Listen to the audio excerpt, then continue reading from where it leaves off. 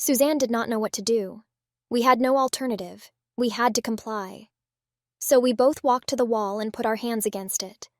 Then Daddy Sheriff walked behind us and said in a light, whispering voice, "I'm going to pat you down." He patted both of our butts and heard the crinkling noise. "Good, you are clean," he whispered to himself. Then he began to speak even louder. "Now I have to take you downtown. I'm going to have to check you for poopies first." What the hell? I thought to myself. What did he just say to us? He grabbed the back of my diaper and looked in. "No poopies for you," he said. Then he walked over to Suzanne and did the same thing. "You also have no poopies. You guys need to eat more vegetables," he said in a funny tone. "Now get down to the car." Suzanne and I walked to the front of the sheriff, and then we both got in the back seat of the car. Then he began to scold us. "You guys have been very bad. You've disappointed Daddy Sheriff, but we'll have to see what Mommy Mayor wants to do with you." We sat in the back, and Suzanne said quietly, "We were on the show. What's going to happen?" He took a different route this time, down a long road, a real highway with real cars. Finally, we arrived at the town hall, but this time it was only about 10 minutes away. What was different this time was that instead of going to the front, we pulled in from the back. It was a long, tunnel-like hallway, and the sheriff instructed us to walk to the door. We did as we were told, not knowing what else to do. Finally, we reached a corridor with about 4 doors.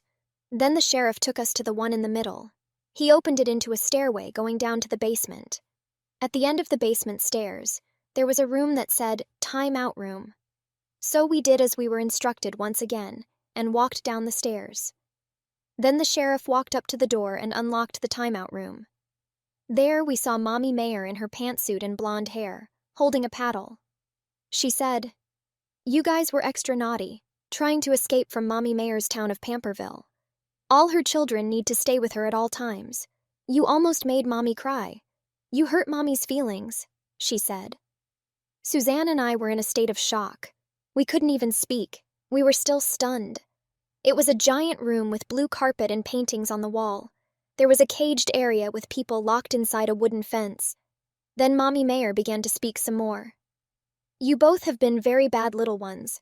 Do I have to give you a spanking, or are you cranky?" We looked at the stage at the end of the carpet. There was a man, about 32, in a stockade. Mommy Mayor continued to speak.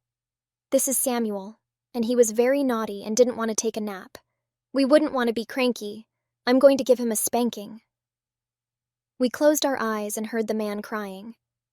Then Mommy Mayor continued, "But I don't think you guys meant to be bad. I think you guys are just tired," she continued. "Daddy Sheriff, I think it would be good if they took a nap." Then Daddy Sheriff, who only went by the name Daddy, said, "You guys have to come with me." We walked back up the stairs and went back to the corridor. Then he went to the farthest door on the left, opened it, and it revealed a long hallway painted light blue with clouds painted everywhere and at least 20 doors. Then the sheriff took us about 3 doors in and unlocked one. Suzanne and I looked inside. It was a dark room, also painted light blue with a farm scenery and green on the bottom to look like grass. "You guys need a timeout," he said. "It's about a day." We went into the room, and there were 2 juice boxes on the ground. The sheriff looked at me and said, "Drink those if you're thirsty. Mommy Mayor is also concerned about your lack of vegetables in your diet. We can tell when we check for poopies." What the hell? Why was this man talking to us like this? I thought. We are both adults, 21 and about to start our first year of college. "You're going to have a 1-day timeout," the sheriff concluded. About 3 hours passed, and Suzanne and I had nothing to do but lay down. I have no way of proving it, but I swear they used gas to make us sleepier. About an hour later, the sheriff came in. "Time for your dinner. It's just Brussels sprouts because you've been bad," the sheriff said. "If you don't eat your Brussels sprouts, you could spend another day in timeout." We did as we were told and scarfed them down. They were disgusting. I don't know how long ago it was because I had no way of telling time, but about 4 hours later, the wall opened up and a TV screen came on. It was Mommy Mayor. She said, "Welcome to my new town, little ones.